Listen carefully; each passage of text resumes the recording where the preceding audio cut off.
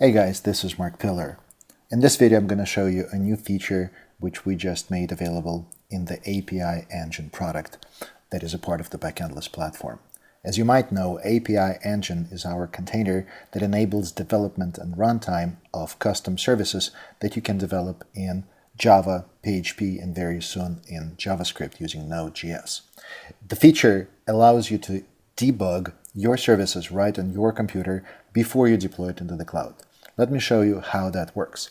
So first of all, if you have never worked with API Engine, the process starts by downloading a code runner. So if you go to backendless.com/downloads and download Code Runner for Java or Code Runner for PHP, in this case I'm going to be using Code Runner for Java. So click on this link and the file will be downloading to your computer. I already have downloaded it. And in fact, I now have two. So this is the one that it just came from the website. Let me expand the archive. And inside of the directory that you downloaded, there will be two directories, bin and libs. So bin includes all the utilities that you will need to use to debug and deploy your service, and libs includes all the libraries that will be required. For developing my service, I will use IntelliJ IDEA that I have right here, and I will just create a new project. So here, to create a new project, I select just the regular Java project, and I will call it my service. So I already have a directory where all my projects go. As far as the SDK that I will use, you can use either 1.7 or 1.8. It is completely up to you. Let me finish this. So now the project is created, and the next thing I'm going to do is I will go back to the bin and libs directory that is part of the code runner. I will copy these directories right into my project. So here, let me find my service right here, and I'll just copy those two directories right into the directory structure that is created by your IDE, in this case IDEA. So here they are automatically added, and what I will do is I will add the libs directory to my class path as a dependency for my project.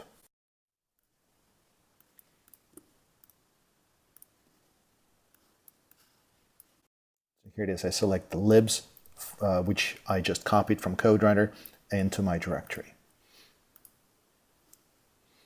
And let me show you how easy it is to create custom services in Backendless. So I will go ahead and create a new class, and I will put it into com mbas services package, and I will call it super cool service. Although I don't know whether it's going to be super cool, it is going to be just a demo. And as far as the namespace that you will be putting it in, it absolutely doesn't matter. You can put it into any namespace of your liking. So here it is, the class is created. Let's remove some of the comments just to keep things absolutely simple. So the very first thing that you will need to do when you develop your service is to implement Backendless service interface.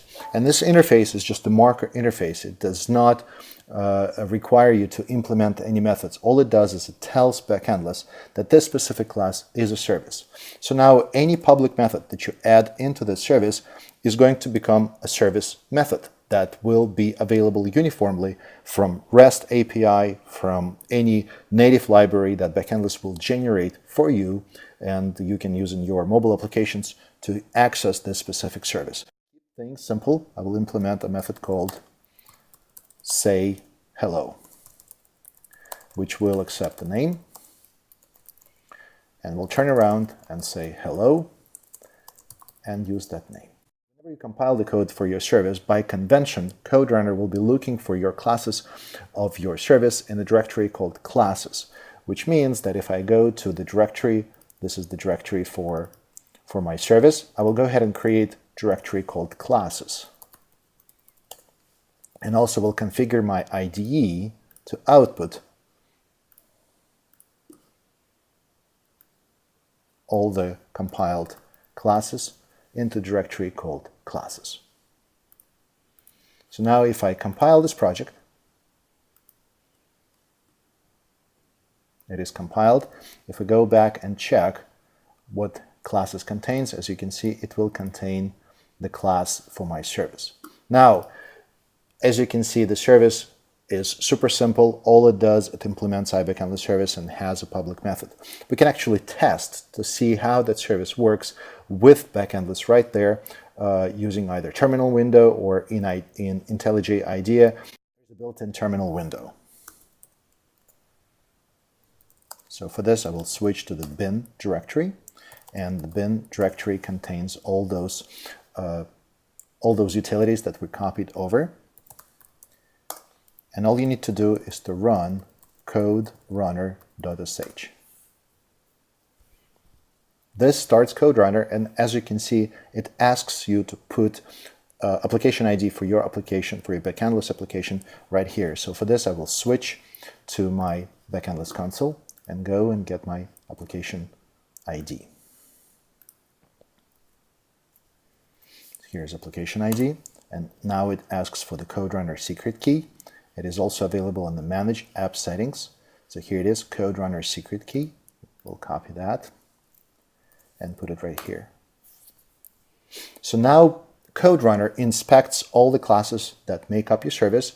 It detects that there is one service that is being deployed, and it enters the debug mode. So if we go back to Backendless console and click on the business logic icon, we'll see that there is a super cool service that is in the debug mode available in the cloud. So if we select that service, and in the API inspector, we will see that there is a say hello method right here. In fact, if you click say hello and you put in an argument, let's say Mark, click try it out, there you go, hello Mark. So what happened is a request from console, which is just a pure REST request, went into Backendless. Backendless routed that invocation to my local computer where invocation of that method took place, and then the response went back to Backendless and then into my console. In fact, if we go back to my IDE, we can actually set a breakpoint right here in this method and see how that method is being invoked, and we can debug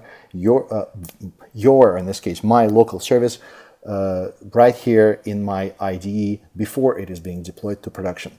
In order to debug this, let's set up a configuration for that. And here I will add a remote option. I will call it my service config, and it will apply to the my service module. So now if I click debug, IDEA connects to the CodeRunner that is running right here, and I can set a breakpoint.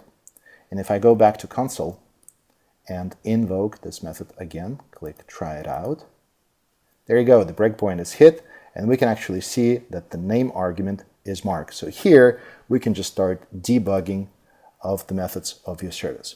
So this concludes the demo of debugging of custom services, and hope you will start using it right away, and we'll be building fantastic services using API Engine. Thank you, and happy coding.